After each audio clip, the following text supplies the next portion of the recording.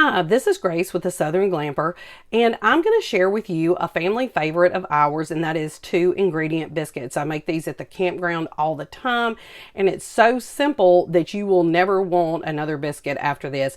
Now, the 2 ingredients that you're going to need are going to be a self-rising flour, which needs to be a Southern wheat, White Lily, Martha Washington. Those are some of the brands that you could use for this. It has to do with the chemical makeup in the flour itself. And then you're going to need a heavy whipping cream. Now, any store brand will do, and that's going to cover all of your bases. You're going to have the flour with the leavening agents, the fats, the liquids, everything from just those 2 ingredients. Now, this is not my recipe. It's actually Nathalie Dupree's recipe, and I heard about it on the Splendid Table several years ago, and I thought this is too good to be true. It cannot work, and so I tried it as a fluke, thinking that I was going to prove them wrong, that this was not possible. And I was wrong.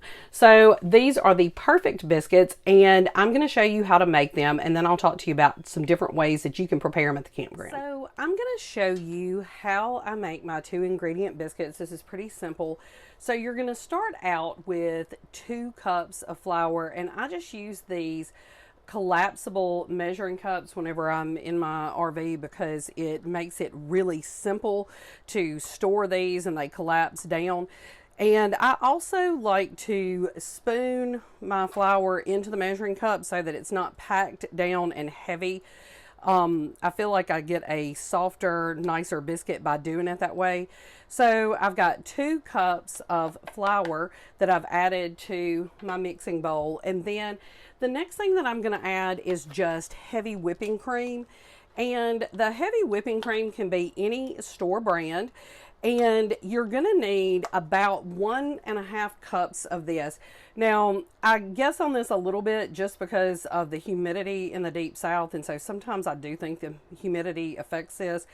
But 1.5 cups is what I've had good results with.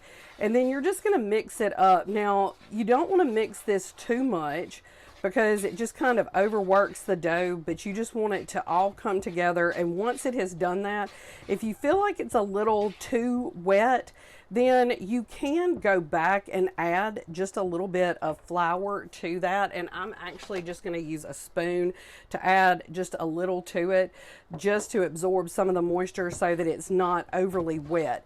Now, once you've incorporated that in, then your dough should look about this consistency. So the next thing that I'm going to do, I'm just going to flour my surface.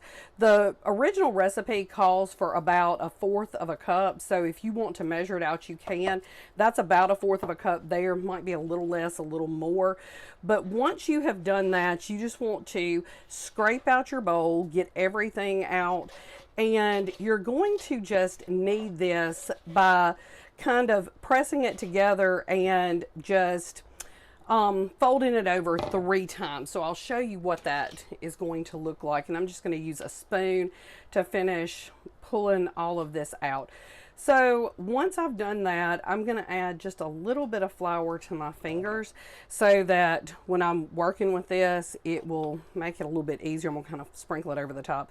So I've kind of made just a bowl here, or a ball rather, and I'm going to fold it over once, and then I'm going to fold it over a second time, and then I'm going to fold it over a third time.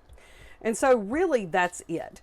Now, the only other thing that you're going to need to do is just put this at about 1 inch thickness, and I use my knuckle as kind of my measuring mark. And so if it's about knuckle deep, that is about 1 inch. Now, if you want them to be thinner, you can. It's certainly up to you.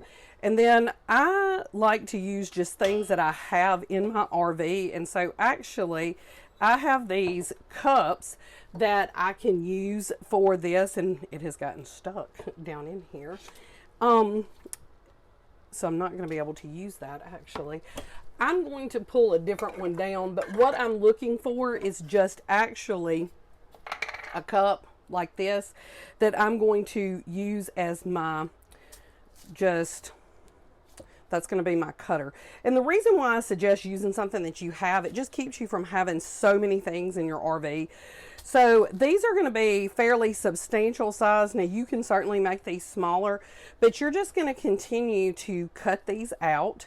And once you do that, you're going to put those into your pan. Now this recipe is not going to make a huge amount of biscuits. This one looks like it's got a bite taken out of it. But it will give you enough for a small family, and you can double this recipe.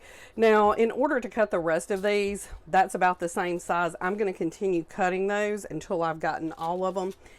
And then I'm just going to kind of guess on this one. Now, like I said, these are fairly large biscuits, but you could make smaller ones if you wanted to. And so what I yielded with that was actually just 6 little biscuits. Now, that's what they're going to look like. And the last step that I'm going to do with this, the recipe calls for taking about a 1/4 cup more of heavy cream, and you just pour it over the tops. You can spoon it over the tops, but this just kind of keeps them moist. It's kind of a finishing step. I would not recommend omitting that step. These are going to go into a 425-degree oven that's already been preheated, and then once they're done, I'll show you the finished product. So these biscuits have been in the oven for about 18 minutes on 425 degrees.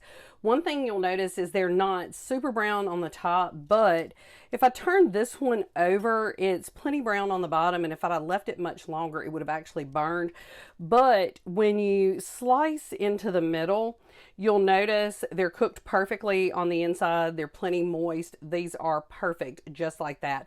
So you'll want to keep an eye on your RV oven. You'll probably want to check the time a little bit closer or sooner than what your recipe calls for, because they tend to cook like that and the temperature maybe is not quite as even. I'll come back in a second and give you some final tips about making these biscuits.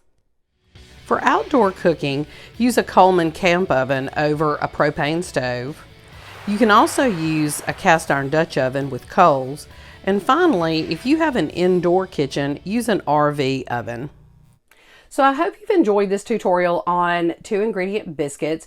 I really think that this is an easy way to enjoy homemade biscuits at the campground. They turn out perfectly every time, and I would encourage you to try them. One thing that I do, I keep self-rising flour in my RV so that when I go camping, all I have to do is grab some whipping cream and I already have half of the ingredients with me all the time. So it's a really easy way to have something that your family will love. The leftovers heat up great, and you may not have any leftovers. People do love these. So thanks so much for watching, and happy camping.